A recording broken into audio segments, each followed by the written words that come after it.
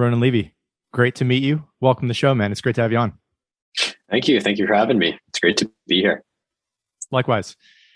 I was thinking today about how to start this, and I wanted to start by making the simple observation that I know you are technically trained as a lawyer. And I'm wondering first, for the people listening to this, how in the hell a lawyer trained, went to law school, was a practicing lawyer, I think on Bay Street in Toronto for a period of time, ends up becoming a co-founder of a psychedelics company. How does that happen? That happens with a little bit of self-dignity and self-worth, I suppose. I mean, as a kid growing up, I always wanted to go to law school. I always found that, like, when I got to undergrad, I don't know if you found this experience yourself, but people wanted to be doctors or lawyers. There was very few, except the engineers. The engineers were an entirely different crowd, but anybody going into like an arts or business-based program, they had two paths. Law or becoming a doctor. And I fell into the law camp, got into law school, quickly discovered that the vibe of the people, and I have some wonderful friends from law school, but the vibe of the people and who I was or who I thought I wanted to be didn't quite jive. But I was there and I knew it was a good education, or at least everyone told me it's such a great education for whatever you want to do. So I stuck with it. Got a job articling, spent a couple of years as a corporate and securities lawyer.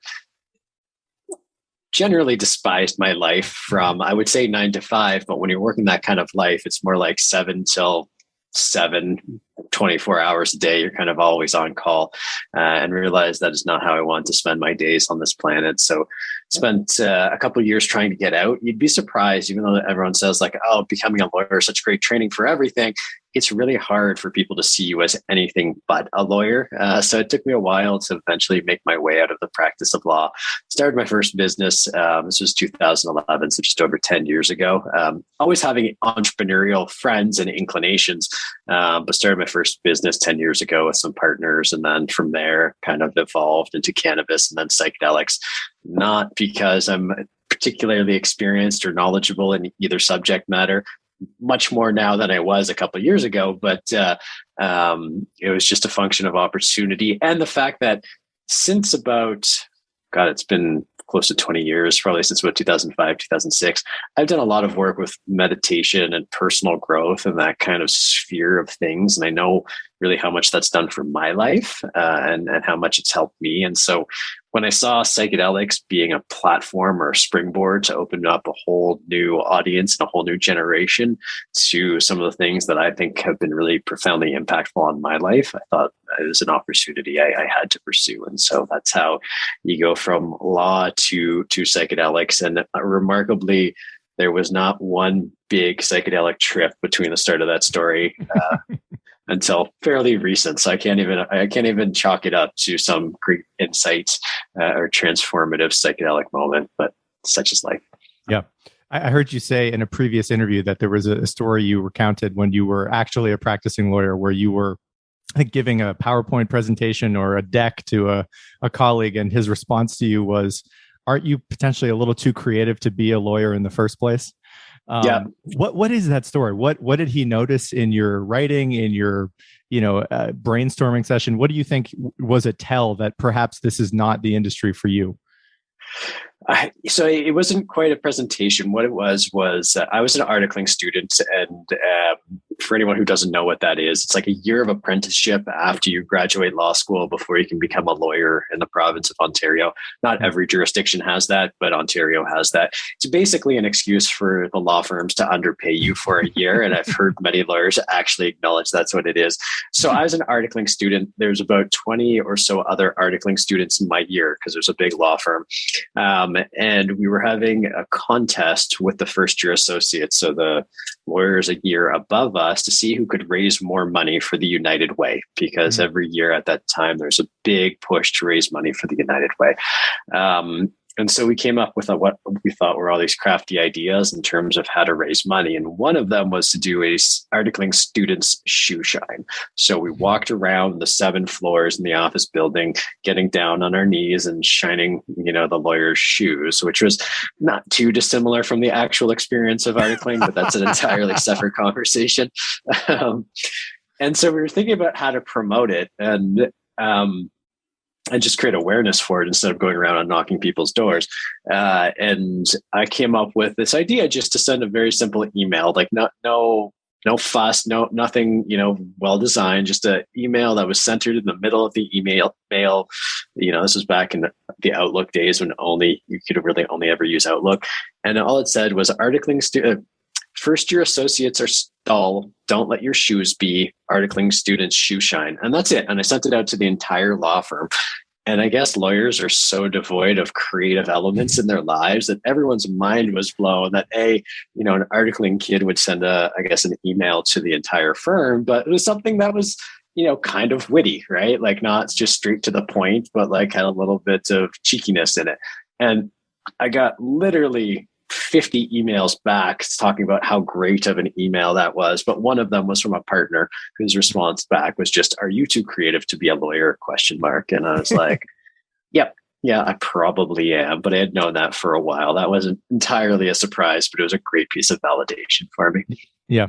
I was thinking about this in the kind of the lead up in the past day or two of this conversation about how I would bet you probably would test very, very high in trait openness in the big 5 personality qualities, which is just a kind of a side interest of mine. It's an acronym of OCEAN, and the O in OCEAN is trait openness, which is, I guess, what is often used to determine psychometric data and analyzing personalities by professional psychologists. And I know I heard you say in a prior interview that when you began to venture into the business world, and you've already alluded to your work in the cannabis space, I think what I heard you say is that it's amazing what opportunities exist if you are basically open to them and willing to put your reputation on the line to pursue an interest that is just standing right in front of you. And yep. I would love to hear what that transition was like, and maybe it was something else, or maybe it was specific to cannabis, where you saw this multi-billion-dollar industry about to become legal, and you were in a position to see that this was a massive opportunity. What's the story there? How did you kind of transition into that space in the first place, which I know is a segue eventually into the psychedelic space? Yeah, so it was the, I think, confluence of a number of factors, but I had been a practicing lawyer. I did the corporate and security stuff, just like we talked about, but always felt so inclined to run against the grain. Yeah. I think inherently I have a little bit of an oppositional inclination. As I after I left private practice, I actually went in-house and I worked at a biotech company, and then actually an online dating company. And that online dating company did a lot of cheeky things, right? And a lot of it, most lawyers would freak out over. And truthfully, as the lawyer in the company, I freaked out about them as well. But the CEO was actually someone who finished law school, never got qualified to practice law, but knew the game really well. And he really opened my eyes to how the rules of the game, what the letters say, and what you can get away with are very different. And that the best lawyers are the ones who feel comfortable crossing the letter and going into the gray zone between acceptability and legality. And there's a gap there. And just, wading into like conversations around touchy subjects. And I realized that you can wade into some of these subject matters that maybe aren't necessarily appealing or, seem to run or are gauche or seen as, societally and socially unacceptable. But, my inspiration was, there's been a few inspirations in my life, but I remember as a kid, reading the Globe and Mail, which is kind of like the New York Times in Canada, a very reputable business newspaper. And there's this one section that usually just had a quote of the day. And one of the quotes was from, I don't remember exactly what the quote was, but it's from Mark Twain. And they refer to Mark Twain as the stern foe of all sham. And I had no idea what it meant as a 7-year-old, but something about that spoke to my soul. And I cut it out and I kept it in my wallet that had no money in it for many, many years, because something about that told me that I like the idea of what it is to be a stern foe of all sham, even though I really didn't even know what it meant at the time. And then subsequently, I was reading a Tom Robbins book, one of my favorite authors. And He talks about how in ancient Rome, there's this concept of eat the taboo, that like any taboo should constantly be questioned and analyzed and challenged, because very often you'll find that it's based on preconceptions or misconceptions or facts that are no longer relevant. And again, that just spoke to me quite significantly. So all of these little experiences, plus working at this online dating company, kind of primed me for being willing to explore things that other people find distasteful or, concerning or anything along those lines. And so my first business, even before getting into cannabis and psychedelics, was actually opening up a cash for gold store, which are businesses that don't exactly have the best of reputations. But we saw an opportunity, myself and my co-founders in that business, to bring a modern lens to it, to bring good business practices to it, to not be some shady dealer who's constantly trying to rip people off, but be really open and transparent. So if you come to any of our stores, which are still open, there's no haggling, there's no surprise. We post all of our prices online. We test all the jewelry in front of you. So we can say to you, here's exactly what you have. Here's exactly our price. If you'd like it, great. If you don't, that's okay too. Happy for you to come back another time if you're interested. And it's like, most people would be like, I don't want to be a cash for gold buyer. Truthfully, that was my reaction too initially. But that, as I leaned into it, I'm like, there's opportunity here. And so we started that business. It still operates. It was never my passion or my dream to operate a cash for gold business. So after a couple of years, we brought in people to run it kind of day to day, and it freed me up to start pursuing other passions and interests.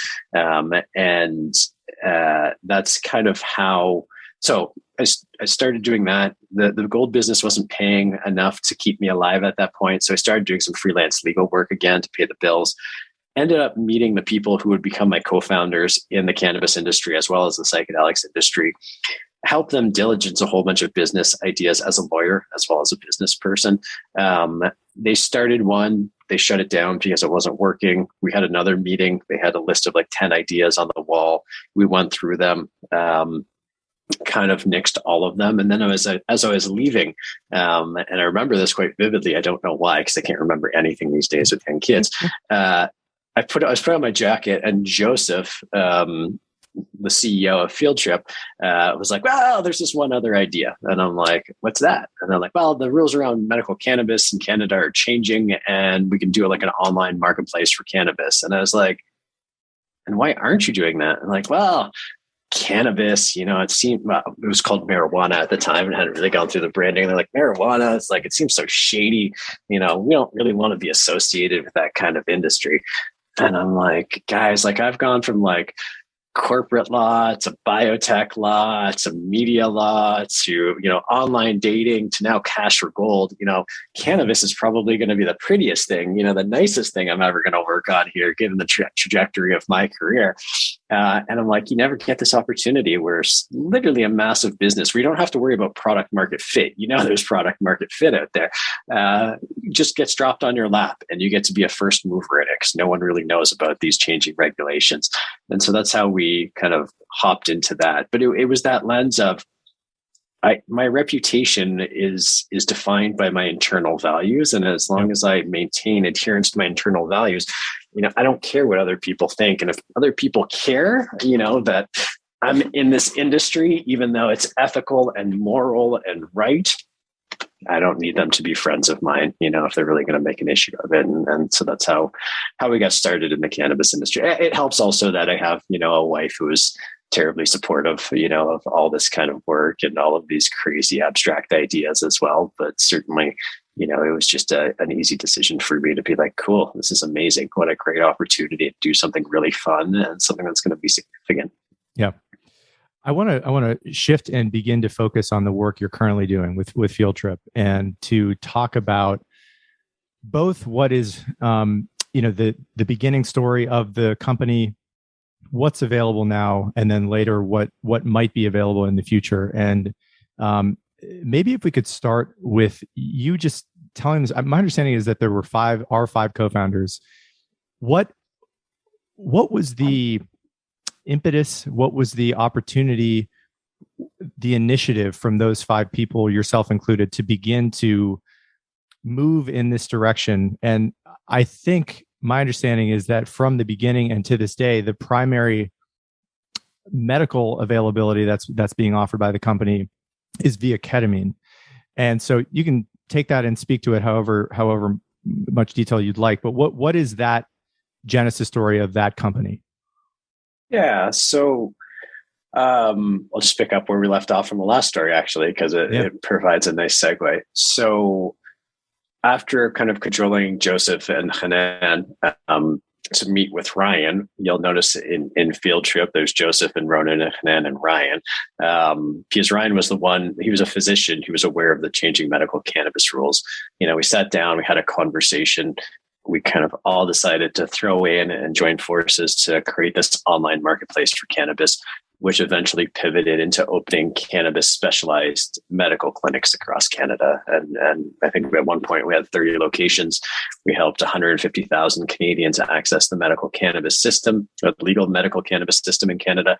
And one of the things that was consistent among all of us was that even though Joseph and Hanan got past their initial kind of reputational dislike of cannabis, all of us were blown away with just how impactful cannabis medicine was for our patients. We always had that inclination of like, this is just people looking for a legal way to get high. And then we saw what our clinics were doing, and we saw the stories of people writing back saying like, oh my God, this has literally changed my life. I tried everything. I was on the verge of suicide, and then cannabis has eased my pain or helps me with my, helps me eat when I don't have hungry because I'm going through chemotherapy. Like, you just heard these really, really transformative stories consistently. And we realized, this is real medicine. This is real, so sincere, significant medicine. And it really changed our eyes. So, and our minds around the potential here and the potential of other, stigmatized medicine. So we sold that business to a company called Aurora Cannabis, and we helped it grow from a small company into one of the largest producers globally of cannabis. Left in the middle of 2018, and it just so happened, and we didn't know what we were going to do at that time. We had done well through the sale of our business. The cannabis industry had gone through a great heyday.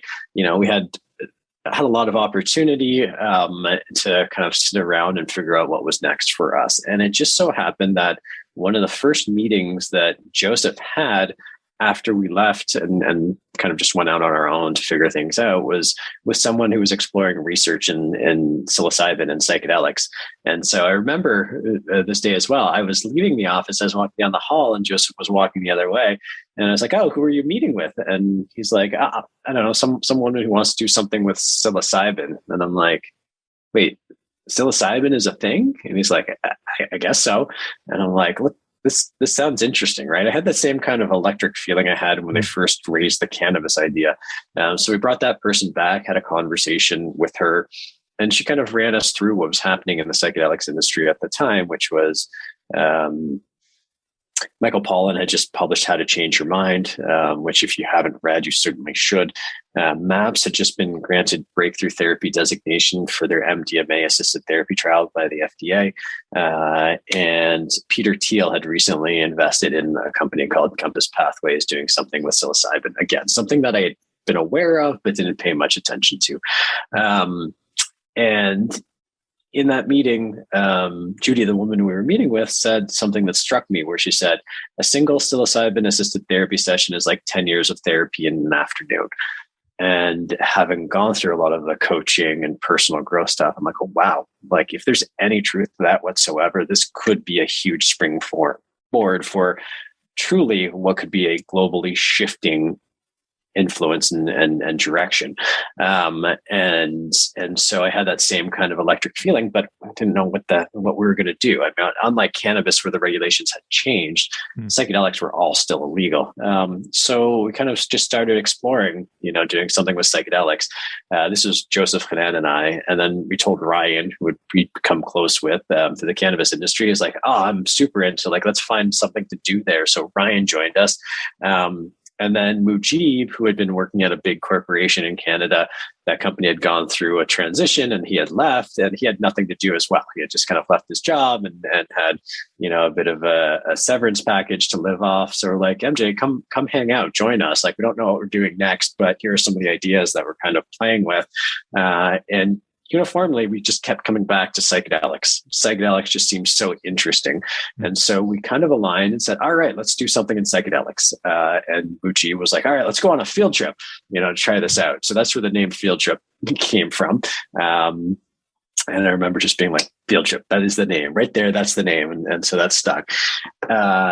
And we were struck by the realization that we had no idea what to do, right? There's so many things we maybe could do. Maybe we could set up a facility in Jamaica to grow psilocybin mushrooms because it's legal down there.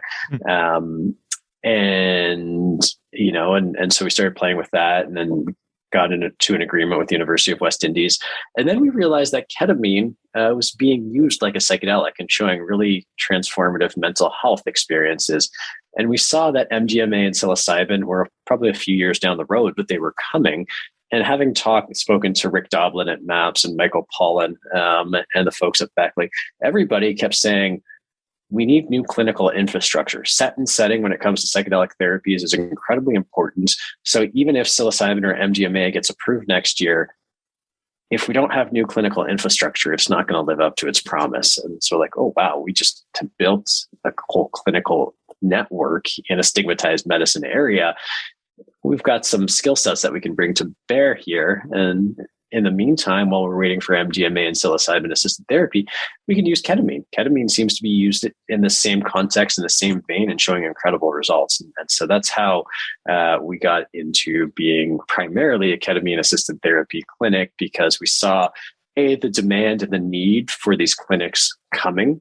And we realized we could create impact and revenue and a brand right now by working with ketamine as the other psychedelics kind of go through the hoops they have to get through to broader access. Yeah. I first learned about ketamine therapy a couple of years ago when I had dinner with a friend of mine, and she has battled very severe anxiety for most of her life, most of her adult life. The day I saw her, I think she had just gotten out of her 5th ketamine therapy session over the course of a couple of weeks. And it was by far the best I had ever seen her. For people that have no understanding or experience with ketamine, and I should say, even for myself, I was blown away by the fact that I didn't know that I live in Austin, Texas. There were legal ketamine clinics down the street from me that I had never heard of before. What would you say, or how would you introduce what ketamine, to start with, what ketamine can offer to people who are, experiencing some sort of mental, psychological distress, that this piques their interest? Who are the people that really might benefit from this type of therapy, and what can they reasonably expect to experience during it? Sure. So I before I hop too far into that, I think it's important to distinguish. There are ketamine clinics, and then there's ketamine-assisted therapy clinics, Yep. and they're different. Ketamine clinics typically use an IV infusion, and they give you a kind of slow, consistent drip, and they're treating ketamine like an antidepressant. You feel better, and I'll talk about what the experience is like in a little bit for a while, but you're not really addressing any of the fundamental changes that typically need to happen to support real sustained improvements in mental and emotional and behavioral health. What we do at Field Trip is ketamine-assisted therapy, which is using the model of psychedelic-assisted therapy that we see with MDMA and psilocybin, and just using ketamine as the medicine of choice as opposed to psilocybin and MDMA. And what that means is we're pairing the whole experience very closely with therapy, usually forms of cognitive behavioral therapy like motivational interviewing or behavioral activation. So you come in, you have the ketamine experience. And one of the big differences between what we do and an IV infusion gives you a slow, kind of consistent drip. So it feels like, almost like if anyone's consumed cannabis, if you consume cannabis, and like there's that immediately that kind of like deflation and relaxation that comes with that. It's kind of like what you'll get. It's kind of sedating, but it doesn't make you tired. It just like helps you like let go in some ways when you're on a ketamine drip, which is a very pleasant experience. Don't get me wrong. It can be very positive, and there are certainly some neurogenic positive effects from it. What we do is we use intramuscular injection, which makes it so you get that same kind of relaxed feeling, but you go way deeper into the experience. And so you have much more of a psychedelic experience. And during that psychedelic experience, what happens, and we see this across the psychedelics, people often are able to revisit past traumas, past experiences, past moments in their lives that may be one of the underlying driving causes of their mental and emotional and behavioral health challenges, right? And with that awareness, you're still getting all the benefit of the ketamine as a chemical, but you're also getting this hyper accelerated form of therapy. You're getting to the breakthroughs that people try and get through out of cognitive behavioral therapy or talk therapy. Instead of taking months or years to get there, you get there in an afternoon or 2 afternoons. And so you've got these layers of different effects taking place where you have these emotional breakthroughs, and there are therapists actually help you adopt new, healthier lifestyles, habits, outlooks, because following a psychedelic experience is a period of neuroplasticity where you're actually more able to actually change. You know, we talk about how children are very neuroplastic and they can pick up languages, no problem, and new skills, no problem. Whereas us old folks, it's a little bit harder for that to happen. But following a psychedelic experience, even for us old folks, it gets a little bit easier. So you've got all of these different levels of things happening following a ketamine-assisted therapy experience that you don't get with just ketamine infusion. Going back to your question, which I apologize, it took us on a very long tangent. Who's this for? The truth is, it's the strongest evidence is for people with depression, major depression, treatment-resistant depression. Anxiety as well. Some benefits for PTSD. The evidence isn't as strong with PTSD, but certainly it's quite there with depression and anxiety. And other indications are being explored as well. That's kind of the medical answer. The truth is I'm a big believer is that everybody should do therapy, and everybody would benefit from, cognitive behavioral therapy, talk therapy. It helps get you in touch with your emotions. It helps you process your emotions. It helps you understand, some of your biases and perspectives. And to the extent that I see psychedelic assisted therapy kind of like, to draw an analogy to physical fitness, you can go to the gym. Everybody can go to the gym and work out. And we all know that going to the gym and working out can make us healthier and stronger and happier and live longer and all this kind of stuff. And when you go to the gym by yourself, you're making some progress, but if you go there and you spend time with a trainer, you're going to make a lot more progress. You're going to use that time much more effectively and do more. And that's the way I think about psychedelic assisted therapy, which is everybody should be doing some mental and emotional work because I think it helps people on any number of levels. And doing it with psychedelics just amplifies it, makes it helps you go a little bit further, helps you go a little bit deeper. And so to that extent, I'm of the view that psychedelic assisted therapy should be for anyone as long as they don't have a specific contraindication. Contraindications meaning people with severe schizophrenia or severe bipolar, people whose grasp on what we call objective reality tends to be a bit tenuous, probably not well suited for those people. People with uncontrolled high blood pressure, not well suited, at least vis-a-vis ketamine, because ketamine can elevate your blood pressure. Outside of that, by and large, psychedelics, ketamine, psilocybin, MDMA are incredibly safe when used in a proper therapeutic environment, and I think can help a lot of people benefit from the small t traumas that we all experience. We've all had breakups. We've all lost family members or friends. We've all gotten, bad reviews at jobs. All of us have had whatever these experiences, and they build up. And most of us are not equipped with the emotional tools or resiliency to be able to process them at a young age. And through this work, you can process them and develop new tool sets such that when life throws you another curveball, which it inevitably will, you're way more equipped to actually be able to deal with it, process it, and move on instead of holding on to it. Like, for example, I'm a person, I hold on to anger. Like I'm super easygoing all the time, but like little by little things add up and then I explode, right? It's probably not a healthy way to live, but that's how I was trained. That's how I grew up. So I'm trying to get better at processing my anger on the fly instead of letting it build up. And it's like these little skill sets, which can be learned through therapy, but I think just on a much more expedited, efficient basis with psychedelic assisted therapies, I think are really what can benefit people. Yeah.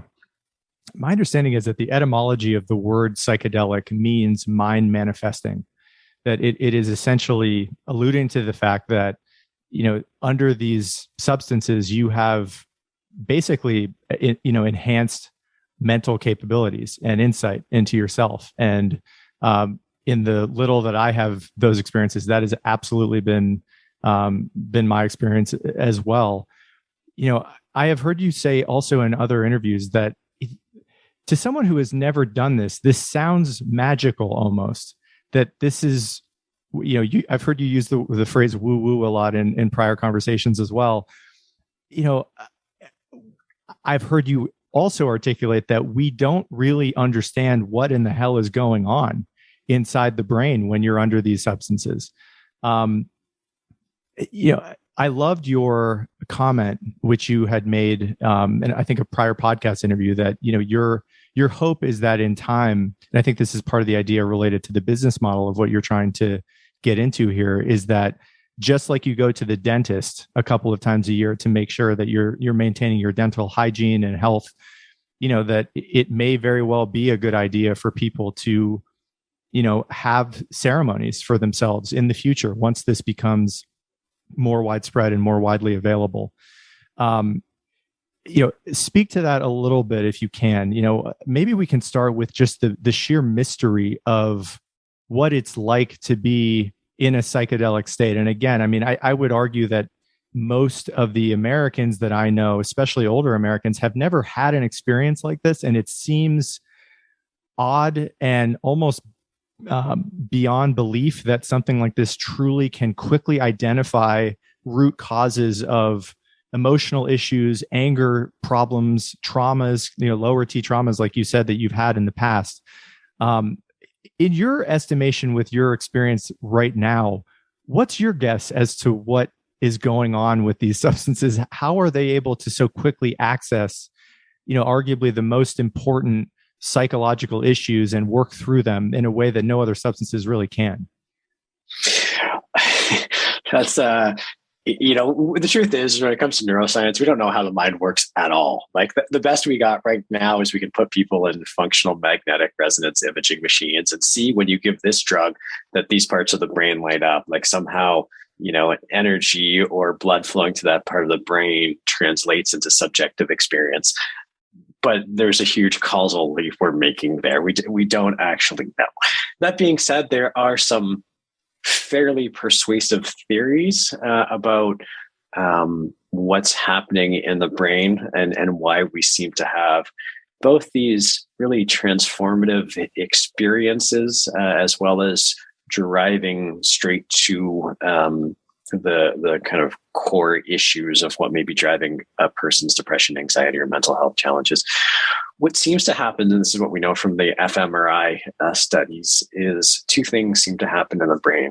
First is that there's parts of the brain that collectively are called the default mode network, which currently are believed to that those parts of your brain are kind of like the operating system. They're the base kind of functionality of keeping you alive. It's the part of your brain that's keeping your heart beating and your lungs, breathing, and your liver working and all that kind of stuff, even though you're not consciously thinking about it.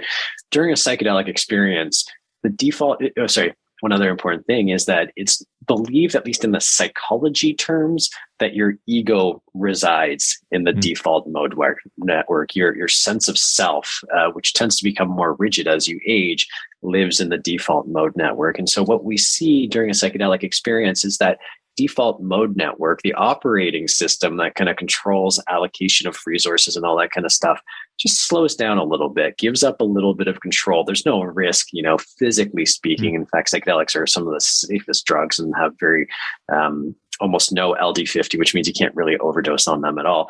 But in the mind, it seems to tone down that piece where the ego resides, that piece of your consciousness that keeps your identity so crisp, so hardly defined. And when your ego gets to quiet down, which is also the part of the mind that suppresses memories, other parts of your mind come to life, and we see different parts of the brain light up. And I, in one personal psychedelic experience, I kind of got the feeling that when my ego was quiet, a very feminine part of my brain started to come out and started to like operate and show me what it would be like if I had a little bit more balance between, I say masculine, it's not male, and then it's a little bit touchy with these words, but sort of the masculine part of my brain, the hyperlogical part of my brain, not male, masculine.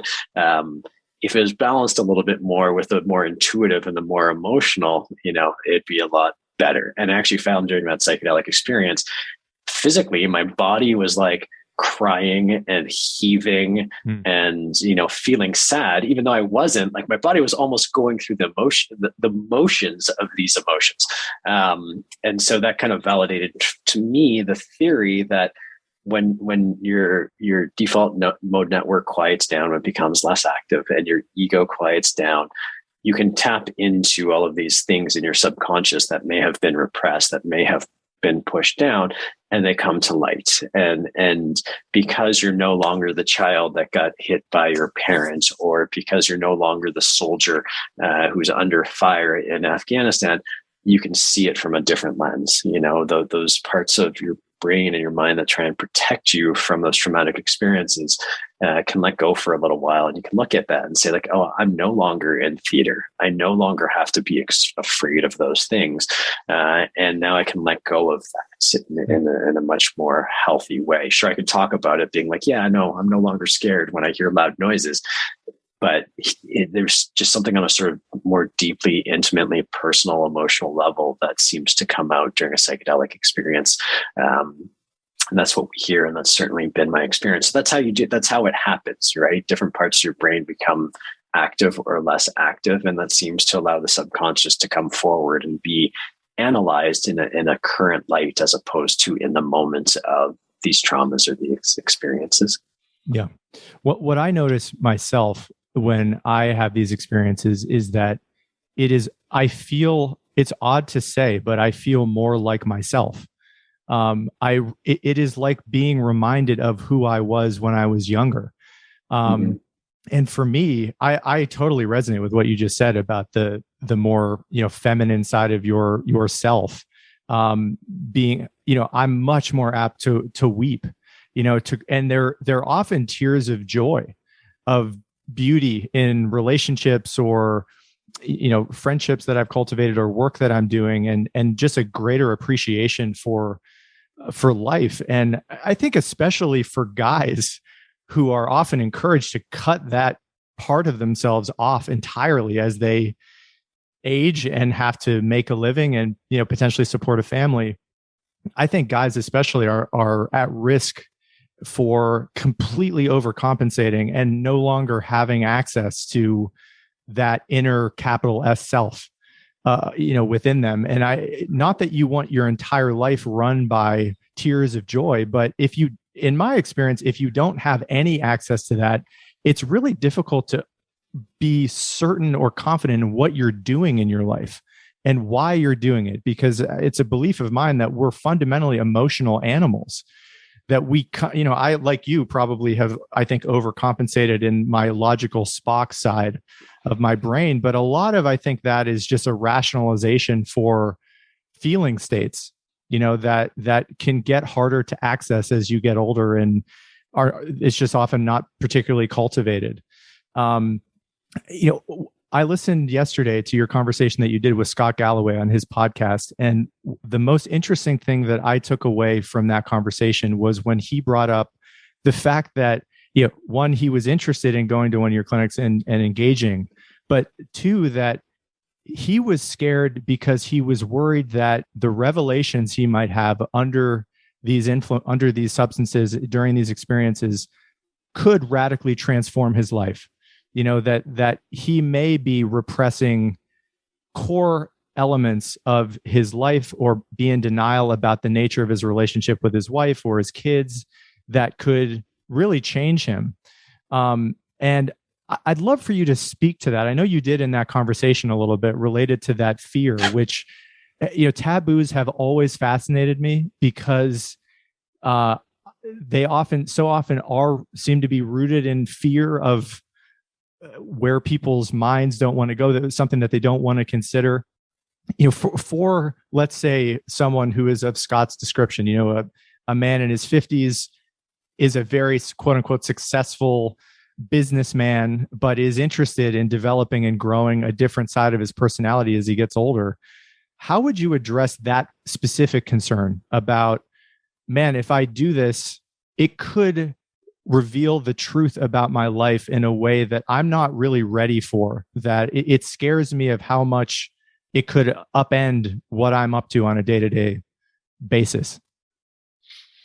Yeah, it's, I refer back to the teacher I work with, not with psychedelics, but just in kind of my coaching and personal growth work. And he's like, and so, is honestly, it's a very, unsatisfying answer.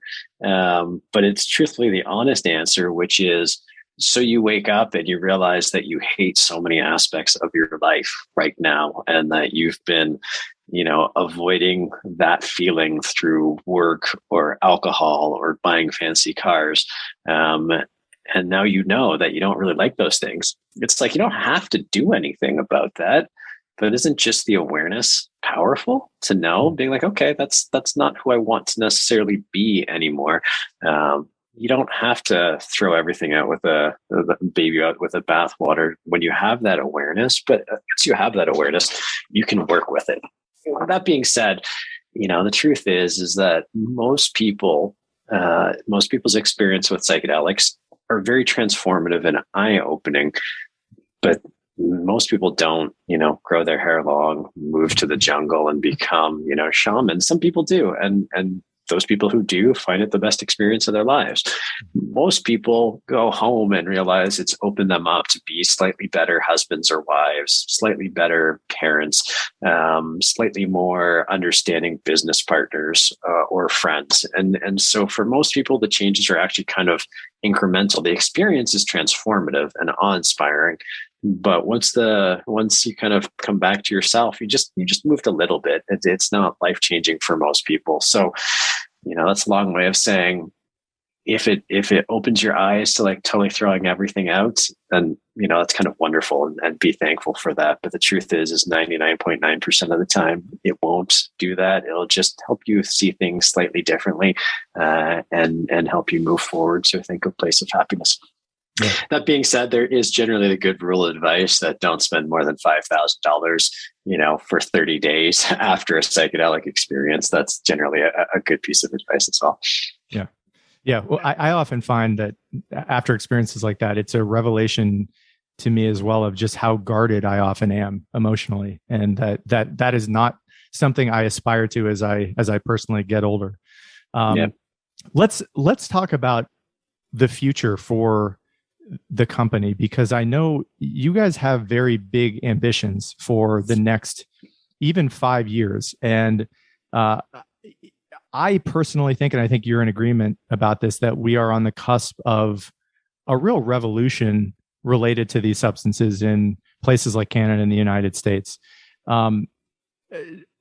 Maybe start, if you can, by talking about what that revolution might be looking like in 5 years of time, and how you want to position your company to address the opportunity and the needs of the citizenry to be able to benefit from these substances in the first place. Sure. Yeah. So right now in North America, ketamine-assisted therapy is legal and perfectly valid, and most doctors can prescribe it. We anticipate that MDMA-assisted therapy should complete the second arm of its phase 3 clinical trial this year and get approved for marketing early next year. I think MAPS saying that May of next year is when they expect FDA approval. So as soon as next year, we could have MDMA-assisted therapy available for the treatment of PTSD. And the results of those studies are absolutely mind-blowing in terms of how effective MDMA-assisted therapy is. Psilocybin-assisted therapy, from an FDA approval perspective, is a few years down the road, probably 2025 or so. that's a purely medical path. What we see happening on a political grassroots activism path is we've seen the state of Oregon legalize access to psilocybin services, to psilocybin therapies, which should go live next year. That's not specifically approved for treatment of depression, but you will now be permitted to access psychedelic therapies through licensed providers. Very similar to what we saw with cannabis regulation still in the US, where state by state they're creating legal cannabis laws, even though the federal government hasn't quite caught up. So we're going to see that continue to roll out on a state by state basis. I think Washington is moving forward with it. There's different forms of legislation in Texas, California, and Maine, and across the board. So probably next year or the midterm elections happening in the US, you'll probably see a few more states vote to reform access to psilocybin therapies.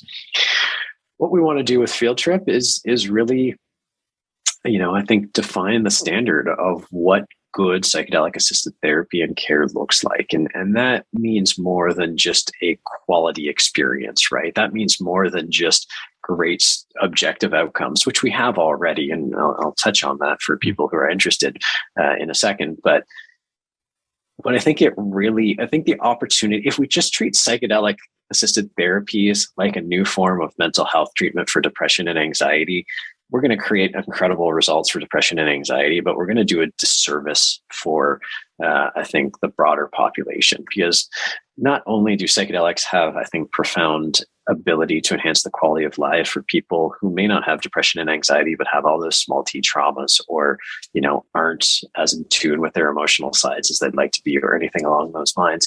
I think it's also going to start to re-examine how we think about medicine and healthcare overall. We've, for the last 100 years, we've been in a very allopathic, science and data focused medical system that has broken the human body into all of its constituent parts. And so you go to a family doctor to triage, you go to a dermatologist for your skin, you go to an ophthalmologist for your eye, you go to rheumatologist for your arthritis and your joints and your immune system. But they don't really overlap. They don't interplay. And almost none of them are really focused on your mind, with the exception of psychiatrists, who's really only equipped right now to try and dull, the senses of depression and anxiety, not really expand the mind or integrate it into the body. And so what my hope is for Field Trip is to really drive a conversation that advances a much more integrative approach to medicine, one that sees the human as a whole instead of a constituent of all of its parts, that looks at the mind as being an essential part of all healing experiences. We talk about, if you follow Dave Asprey in Bulletproof Coffee, he talks a lot about inflammation being one of the biggest things of driving aging and cancer. And there's a lot of reason to believe that may be the case, but we know that inflammation is tied to your gut health, and your gut health is tied to your mental health, right? And so, if we can create an environment where people just start to see humanity differently and their health and their well-being differently, and set the standard and open up medicine to a softer, maybe even slightly spiritual side of things, I think that would do wonders. I get why we're at where we are, because, more than 100 years ago, it was all spiritual, and there was a lot of BS being hucked around, and a lot of people died and were hurt by it. I'm hoping we've evolved to a stage in this world where we know enough about medicine and can distinguish the BS from the legit, or at least recognize that spirituality and transcendence actually have a significant impact on our physical health as well, and let them coexist, because right now they're still very much separated, and there's a lot of people who, when you use the word spirituality, immediately plug their ears, if they could do so, and be like, I want nothing to do with it. But you talk to the people who have been touched by spirituality, and they think it's the greatest gift they've ever experienced, and seem to have better health outcomes associated with that as well. So I would love for Field Trip to be the company that bridges that gap in a deeply meaningful way. Yeah. This will be the 4th episode I will have done with psychedelics as its primary theme. And the first one I did, which was the 2nd episode of the podcast in general, was with the Texas legislator who is from Brownsville, Texas, if I remember, who successfully introduced Bill 1802 last year. And it will this year, I believe, set up the first medically supervised psychedelic trial in the history of Texas. And that fact in and of itself seems impossible given the traditional politics of Texas in recent history. The brilliant strategy he had, which I think is the only way I can imagine one person being able to use to make the legislation actually pass, is he brought veterans in to testify and have, Texas is a very pro-military state, a very pro-vet state. And these are Navy SEALs and Army Rangers and just people generally in the military who came in and testified in front of the Texas legislature and spoke to how oftentimes these substances save their life in their estimation. And I think during that conversation, he noted the, thousands of veterans who commit suicide every single year. And it just seems obviously criminal to me to not have an option available to people like that or other people who are experiencing PTSD to have an outlet to try to heal themselves. Another episode I did was with Bruce Poulter, who is a PTSD MAPS therapist. And he also talked during that conversation about his wife, who Rick Doblin actually, I think in the 80s, gave her, she was suicidal and I think was basically committed to killing herself. And he asked her for trust, basically, to go through with him as the guide an MDMA guided therapy session. Completely changed her life. I have heard you speak to this in prior interviews, and you alluded to the data in this interview as well. But I'd love to give you an opportunity to articulate the results as we understand them now. I have found that when I bring up these conversations with people who traditionally would not be open to psychedelics as an option for people in any capacity, it's when you present the data that, the scientific data, with scientists being the high priests of our society, that is what will move them oftentimes. I'd love to just give you an opportunity to go through what the data is looking like related to PTSD, depression, anxiety, anything that you think is relevant. Sure. So I'll start with what we're seeing at Field Trip. So at Field Trip, the majority of the people who come in are usually suffering from some degree of depression, from treatment-resistant major depression all the way down to, dysthymia or adjustment disorders, but they're all kind of on the spectrum of depression. And what we're seeing is that a person who completes 2 to 3 modules of our treatments, which involves, each module is 2 ketamine sessions spaced out over a few days and 1 integration session. So that's a non-drug, non-medicine, pure cognitive behavioral therapy session. Try and take advantage of all the insights that came out of those ketamine experiences. People who complete 2 to 3 of those modules over a 4 to 6 week period, say, we see their depression and anxiety scores go from severe down to mild, consistently on average. And those benefits sustained for 120 days or more on average. So as far as I'm aware, there's no legal approved depression or anxiety treatment that comes anywhere close to those kind of results. Now, many of those people do continue to use their antidepressants following their treatments. And that's one of the nice things about ketamine, is that it doesn't interfere with the current treatments you're on. But by and large, people are getting 3 to 4 months of sustained improvements in their mental and emotional health and well-being, which is remarkable, like truly remarkable. Going back to the distinction between IV ketamine clinics and what we do, in an IV clinic, people benefit for about 2 to 3 weeks, and then they kind of go back to norm. We're going 3 to 4 months before people go back to the norm, in some cases even longer. So this is really, really transformative. When it comes to suicidal ideation, using that example as well, ketamine is well known for its power to almost immediately deflate suicidal ideation. It's gone within minutes and doesn't return. So we're seeing really, really amazing results with ketamine, to the point that Dr. Tom Insel, who used to be the director of the National Institute of Mental Health in the US, declared that ketamine is the most important breakthrough in depression treatments in the last 50 years.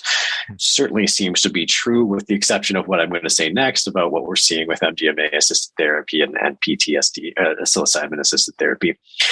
Rick Doblin and MAPS, they're conducting the clinical trials for MDMA-assisted therapy. Those trials were granted breakthrough therapy designation by the FDA, which means that they show strong promise and are meeting a significant unmet need. That was a couple of years ago. Right now, MAPS is in the second arm of their phase 3 clinical trial. In their phase 2 and the first arm of their phase 3, they found they weren't exactly identical, but roughly that 70% of participants in their trials after 2 or 3 MDMA assisted therapy sessions, I can't remember, 70% of those people no longer qualified as having PTSD, period. So we're talking about a near effective cure for PTSD. Now, we can't call it an effective cure because maybe you go out 6 months, a year, 2 years, and PTSD symptoms start to reemerge. But at the endpoint, which I think was 3 or 6 months out, 70% of people no longer had PTSD, right? And it actually went up over time. I think it started at 67% and went up to 70%. So people actually get better following the treatment. It's actually additive. It doesn't decline in benefit, it seems. Compare that to the current standard of care, which is I don't think there's any drug specifically approved for PTSD. A lot of physicians will use antidepressants, and the hope is to achieve a 30% improvement in symptoms versus a 70% cure rate. Yeah. And you can appreciate why people are so excited about the potential of psychedelic. And the other important thing is that there were no severe adverse events. So we're talking about major improvements in these people's lives, both economically as well as from a physical and mental health perspective, and no adverse events. With psilocybin, we're seeing similarly kind of transformative results. Some studies suggest that a single psilocybin-assisted therapy session, this is one study out of NYU, provides up to 5 years of antidepressant effect. One session, 5 years of benefit. There's been some more trials that have suggested that may be a little bit heavy, probably longer than average, but you can always examine the structure of those trials and all that kind of stuff to sort of debate whether it's that long. But again, with psilocybin, we're seeing results that make it significantly better than current treatment for depression and anxiety. So all very exciting stuff. And this is just the first generation of psychedelics. These are all the classic psychedelics. Companies like Field Trip, as well as others, are looking for ways to develop the next generation of psychedelics. Can we make them more tailored, more precise, more affordable, all that kind of stuff? And so I think you're going to see it get better and better with time, not worse. So it really is quite an exciting period that we're entering right now from a mental and emotional health perspective. Yeah. I'm always fascinated by the question of what will the next generation look back on in our time in 2022 and ask, what in the hell were you guys doing? Like we do now with Jim Crow laws or with racism or with, fill in the blank with, drunk driving even at one time in the US and probably the Western world in general. And I get the sense that this will be one of those subjects that future generations will be amazed that we hadn't yet in 2022 already had well-established availability for people to pursue this. When I did my MDMA episode with Bruce, I began to get, outreach from people I hadn't spoken to in more than a decade who were desperate to find help and to get connected with people so that they could improve, whatever serious trauma that they were trying to work through. And I know you must be aware of just the demand that's out there in people trying to heal themselves. I want to talk about where the pushback is coming from and what you think is valid and invalid criticism for companies like yours. Last week I had this episode actually just came out today. I had Paul Fletcher on, and Paul Fletcher is one of the world's experts on psychosis. And at the end of the conversation, we talked about psychedelics and psychosis, and it's a 80-minute conversation that goes into relatively nuanced conversation about that topic. And I articulated to him that I am very confident that when I was in college, I had a transitory psychotic experience through excessive marijuana exposure that led to some serious delusions in me that lasted for quite a while and were destabilizing and terrifying for me. And I learned this phrase last year, ontological shock, where you can things can be revealed to you. I think, mine were delusional, so I don't think they were rooted in anything that actually is true about the world. But this, I think, maybe is what Scott Galloway was alluding to, related to very quickly realizing I'm in the wrong life. I'm not living the way that I want to live. And you already spoke about people who have bipolar disorder or severe schizophrenia. And I think for myself, I am trying to navigate that too, of what kind of exposure to these healing substances do I really want to submit myself to? Because I learned I have schizophrenia in my family. I think it's probably latent in me. Low level doses of psilocybin seem to be consistently wonderful tools. I did an MDMA therapy session last summer. That was great. So I'd love for you to just navigate those waters for people that are just worried about, how this could affect them psychologically, and maybe to make it more pointed, who in your estimation should be giving second thought to pursuing this. And even for people like myself who have had some troubling experiences with drugs, how do you speak to people like that as well? Yeah. My advice always is, do what you're ready for. Don't feel obliged or obligated to pursue something that feels intuitively antithetical to something that you're going through or who you are. We generally accept now that there's no such thing as a bad trip per se. There are challenging experiences and easy experiences, and challenging experiences can become bad experiences without the right support. But certainly from a firsthand perspective in our clinics and beyond, we've heard from the patients, when they're properly supported, that the challenging ones are actually the most transformative and achieve the biggest breakthroughs. But if you're highly resistant to this and don't want to do it and are doing it against your will or your intuition, odds are you're at much higher risk of having a bad experience. Not guaranteed, but it's going to be more challenging. So my first piece of advice is trust your instinct on this. Deep down, if you don't feel comfortable with it, don't do it until you're ready. The second piece of advice I would give is, even if you feel that you're ready, start with lower doses. We had an expression in our cannabis clinics: start low and go slow. So you can get some degree of comfort and understanding. And if it feels like you're going too far with some level of experience, then that's a great data point, right? You don't have to jump in whole hog and go to Peru and drink ayahuasca 4 times over a week. You can start by, say, microdosing. And I'm not specifically advocating for microdosing, but for anybody who wants to understand it but has concerns, here's a way to start developing an understanding of how you respond to it. And go from there. And then the other piece of advice I would give is, don't do this alone. Don't even do it with some self-professed shaman unless you really trust them. There's a lot of well-intentioned and good people who are hosting psychedelic sessions, group sessions, but are wholly inequipped to be really guiding those. And so unless you feel a level of fortitude and comfort with it, I would be very selective in who you work with and make sure you resonate with them and that they've got the skill set and are equipped to help you navigate it. Because again, I think it was, I always attribute it to Rick, but I think maybe he attributes it to Stanislav Grof, who said, the most important thing we can do right now is not fuck it up. And I think that's really good advice. And the best way to do that is to trust your instincts and making sure you're doing anything with qualified people. So any risk of something going wrong is mitigated to the greatest extent possible. Yeah.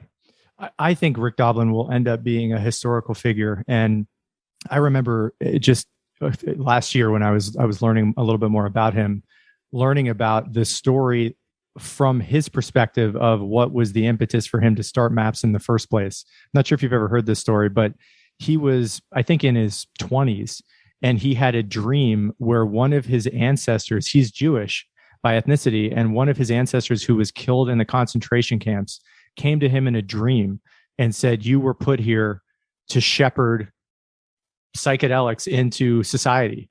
and that was a major part of his transition into this work that he's been dedicating himself to for 30 or 40 years. And I know we're beginning to get closer to the end of the conversation, and I'd love to talk about what the future might look like if companies like yours are successful, if Rick is correct that, if we just don't fuck this up, this is actually going to work. It's interesting we're having this conversation, hopefully on the tail end of the pandemic. And it seems like, the lockdowns have brought out the worst in so much of human nature and some of this is availability heuristics, I think, taking place where you can think of poor behavior. And so you think it's happening very, very commonly, but the increase in polarization, just the additional, distance that I feel like people have from one another right now. I feel like this kind of work could be incredible in making a more cohesive, healthy society over the long term. And I'd be curious just to get your thoughts on, 10 years from now, 15 years from now, if these are safe, if they're professional, if they're widely available and they're accepted, how do you think this could change the way we think about our lives and potentially generally live what we consider to be a healthy lifestyle? It's an incredibly challenging question, but I'll start with a brief anecdote, which is at our old house, our neighbor right beside us, an old Greek couple, and when you encountered the man and you asked him how he was doing, his answer was always uniformly the same. He was always like, no complaint. And it's really an insightful thing that I've noticed that, like, as people age, they start to appreciate things more. Like, we've got the vigor of youth and like the anxiety of youth. And as people get older, they just start to appreciate all the wonder and beauty that they have that exists in this world. And maybe it's in part because they know it's running out, their time here is slowing, but it seems like a lot of people have that epiphany as they get older, just to appreciate the beauty and wonder of this whole experience. And when I start to do the math of if we could enable that to people a lot sooner, so they could just be grateful for everything and spend a lot of time in wonder, how much more peaceful and loving this world would be. There was a journalist who went through our therapy in New York, and she wrote about her experience. But when I spoke to her after, one of the things she said was, following her ketamine experience, she was just like looking at her fingers and like just found them absolutely awe-inspiring. When you think about everything that goes into moving your fingers, and even take a moment now and think about it, just how many things have to go right to make that work. And it happens for all of us. And I really got the sense that it's tapping into that sense of wonder, that sense of awe that I think in an overly scientific, world, we lose a connection with very, very quickly. If you open up that to millions of people, I think just that is going to change the world fundamentally. But then I start to do the math, just extrapolating from what we saw in the late 60s and early 70s. And by the estimates I've read, the counterculture was maybe 1 million people over a couple of years. And by people, I mean kids, probably like aged 18 to 25 or 17 to 25, getting high on LSD. And the cultural and policy implications, notwithstanding, the scheduling of drugs, but a lot of the good policy implications that came out of that 1 million kids getting high in the 60s are still being felt to this day. Woodstock still has a strong cultural presence in our society. A lot of the policy initiatives around women's rights and the environmental movement and human rights that were foundational to a lot of that counterculture movement are becoming more and more relevant, not less and less relevant as we move away from that experience. So that was 1 million kids getting high on LSD. Now start to extrapolate it a little bit. If we have 10 million people or 100 million people around the world, not just getting high on LSD, but constructively using psychedelics to heal their traumas, expand their creativity, develop increased empathy, have greater regard for the planet, can even fathom. Like, I literally have no idea what the world would look like. And it doesn't mean that everybody has major 180-degree shifts in their lives. You know, again, referencing back to Irwin, he gives this example of a 1% change in a person's life. If this is kind of like your path, a 1% change going this way over time becomes a very significant deviation. And so it doesn't mean you're going to Peru and growing your hair long, as using that example, but if you're just slightly more present for your kids, how does that change their lives? You know, it's just, it becomes incalculable, and that becomes just like compounded. It becomes compounded with every generation. So 2 or 3 generations down the line, you know, I spend a lot of time thinking about this subject because I'm fascinated by it, and I can't even come close to wrapping my head around the implications of it, than to say, and this is going back to your question about like, what do I want Field Trip to stand for? Is like, as you start to work with these experiences more, you start to realize that the future is yours to write, right? Mm-hmm. It's, you know, you're not really subject to just bouncing off the path forward. We get to create the future that we want. It is entirely within our control. And I want Field Trip to be known for helping set the narrative of how we create that future. That's really what makes me passionate about it. But like I said, I can't even fathom what the world will look like in a few generations if we just stay on the trajectory that we're on with psychedelics right now. Yeah. And I'm going to ask you the last question, but before I do, I just want to convey that I wish you guys the best. And I think it is very likely we will not fuck this up. You know, I think it is very likely that we are on the cusp of something that I think will make for a much healthier society, and just people who are feeling a lot better about being alive. I think for people that have had years of serious anxiety or depression, God knows I've been through phases of my life where that has been the case. You know, the difference between being in that kind of mood and that kind of state of mind and being in a, you know, more blissful, peaceful existence, it's difficult to, you know, articulate just how vast the difference is between the two, and how much more beautiful and wonderful life can be. You know, the last question I want to ask you is related to people that, you know, had reached out to me in my last MDMA therapy conversation after that was published.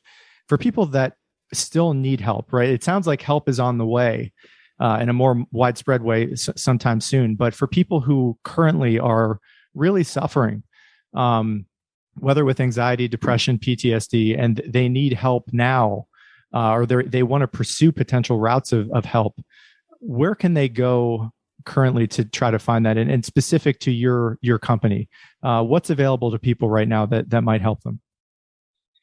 Yeah, so right now at Field Trip, we have 12 locations across North America and 1 in Europe. So we're expanding as quickly as we can because we anticipate there's going to be significant need. I think in most, even though the results from IV infusion centers are not quite as transformative as we're seeing in our Field Trip health centers, they are still extraordinarily transformative for the people who are benefiting from them. So if you need help now, certainly I would look for IV infusion centers. If current treatment options aren't working for you, that's definitely a place to go. If you want to know more about Field Trip and the places that we can be found, our website is fieldtriphealth.com and at Field Trip Health across all socials. So I'd certainly look there. There are a lot of resources. MAPS provides a lot of resources. There are a lot of organizations like Fireside that provide psychedelic support for people who are having experiences on their own. We have our Trip app, which was really designed from a harm reduction perspective, because as we saw, places like Denver and Oakland working to decriminalize access to psilocybin and psychedelics, we've realized that there are a lot of people who would take that as tacit legalization and maybe go willy-nilly and try it out, and really want to make sure that we have no judgment if you're trying psychedelics on your own, notwithstanding the current state of the laws in the world. But if you're doing it, do it properly. You know, take the care to make sure you have a good experience, because that's going to further what we're trying to achieve through our work at Field Trip, as opposed to having a bad experience and potentially being the one to fuck it up, as we said before. So, those are all places that people can look for resources. So again, our website is fieldtriphealth.com. If you're interested in our app Trip, the domain is tripapp.co, tripapp.co. And more, there's tons of resources. I was just speaking with Paul Austin from Third Wave. They've got a ton of resources. Double Blind is a publication that's coming out with all sorts of information about psychedelics. So it's not hard to find good information on psychedelics these days. And so I suggest you just start looking and talking to people. And I've often likened psychedelic use to Trump voters on some levels, which was there's a silent majority of people. And what I found in my experience is that there's a lot more people who have or are using psychedelics thoughtfully and effectively. They're just not out of the psychedelic closet, so to speak.